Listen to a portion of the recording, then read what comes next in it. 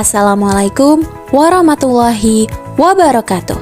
Di sini kami akan membahas ujian tengah semester mata kuliah Sejarah Peradilan Islam dari kelompok 9 Hukum Keluarga Islam 3D dengan dosen pengampu Muhammad Mufti Al-Anam MHI.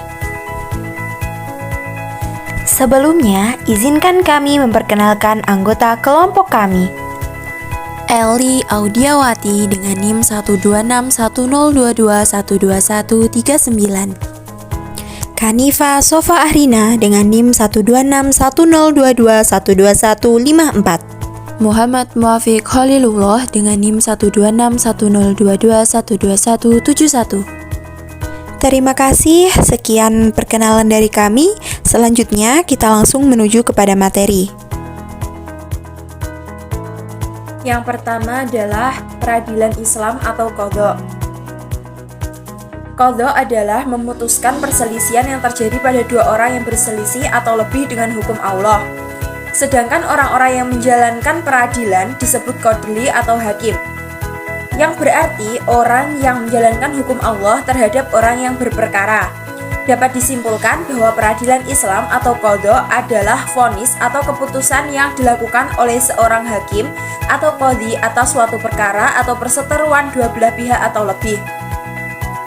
Persamaan dan perbedaan antara qadha dan fatwa.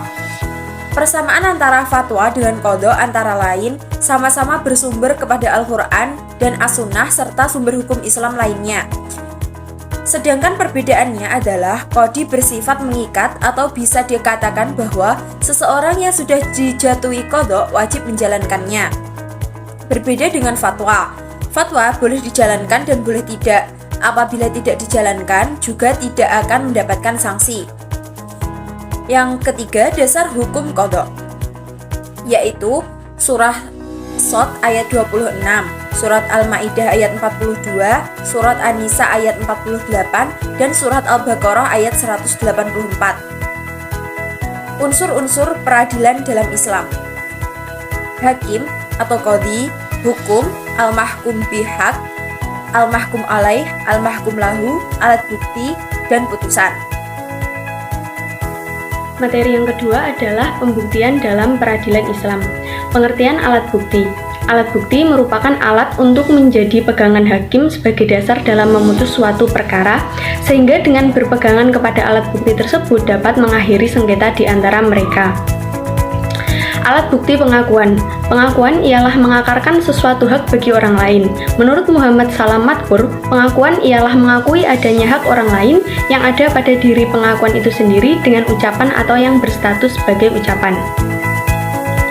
Bayinah. Bayinah berarti alat-alat bukti dalam sidang pengadilan. Jumhur ulama fikih mengartikan al-bayinah secara sempit, yaitu sama dengan kesaksian.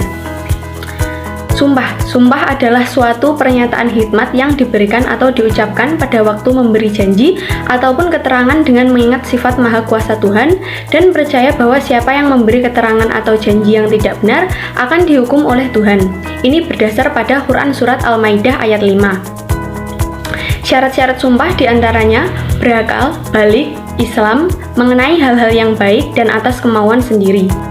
Materi yang ketiga adalah syarat hakim dan saksi dalam peradilan Islam.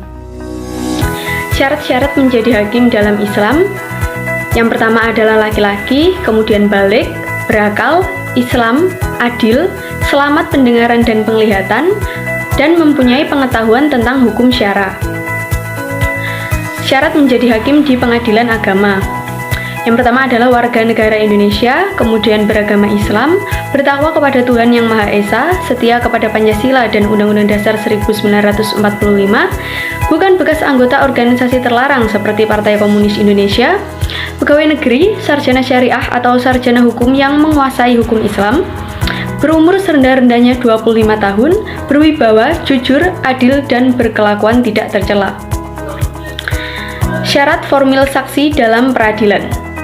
Yang pertama adalah berumur 15 tahun ke atas, sehat akalnya, tidak ada hubungan keluarga sedarah dan semenda dari salah satu pihak, tidak dalam hubungan perkawinan dengan salah satu pihak meskipun sudah bercerai, tidak ada hubungan kerja dengan salah satu pihak, menghadap di persidangan, kemudian mengangkat sumpah sesuai dengan agamanya, sekurang-kurangnya 2 orang untuk kesaksian suatu peristiwa atau dikuatkan dengan bukti lain.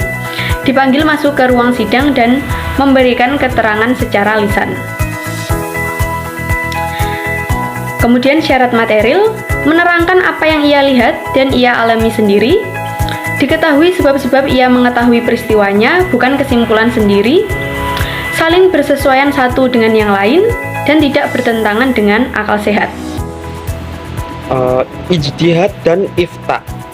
Pengertian ijtihad, menyerahkan daya dan kemampuan untuk menghasilkan hukum syarak dari dalil-dalil yang terperinci.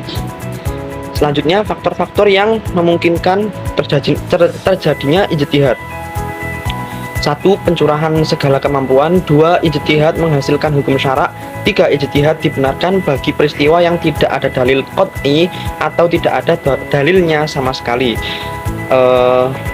Dasar pelaksanaan ijtihad. Dasar pelaksanaan ijtihad ini ada di dalam Quran surat An-Nisa ayat 105. Selanjutnya, ruang lingkup pembahasan hukum ijtihad. Secara garis besar, ijtihad dibagi menjadi 2, yaitu permasalahan dan ketentuan hukumnya berdasarkan dalil donni, yaitu nasnya berupa hadis ahad. Yang kedua, permasalahan yang belum ada ketentuan hukumnya sama sekali. Syarat-syarat mujtahid. Syarat-syarat mujtahid yaitu 1. Baligh, 2. Berakal, 3. Memahami maslahah, 4. Beriman, 5. Memahami Al-Quran dan hadis beserta asbabun nuzulnya, 6. Memahami masalah ijma dan hasilnya, 7. Menguasai dan memahami bahasa Arab, 8. Memahami usul fikih dan tujuan syariatnya. Yang terakhir, memahami adat istiadat dan masyarakat. Selanjutnya, al-ifta. Al-ifta adalah usaha memberikan penjelasan tentang hukum syarak oleh ahlinya kepada orang yang belum mengetahuinya. Dari pengertian ijtihad dan ifta pasti berkaitan dengan siapa yang memutuskan suatu perkara. Berikut pengertiannya. Tahkim, yaitu menunjuk seseorang yang dianggap memiliki kemampuan dan sifat adil dalam dan bijaksana dalam menyelesaikan sengketa yang dihadapi 2 orang atau lebih. Dasar hukum tahkim ada di Quran surat An-Nisa ayat 35. Selanjutnya, peradilan pada masa Rasulullah. Awal peradilan pada masa Rasulullah ini masih dipegang oleh Rasulullah sendiri.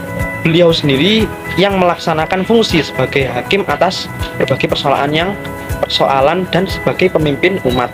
Rasulullah memutuskan perkara berdasarkan wahyu yang diturunkan oleh Allah kepadanya.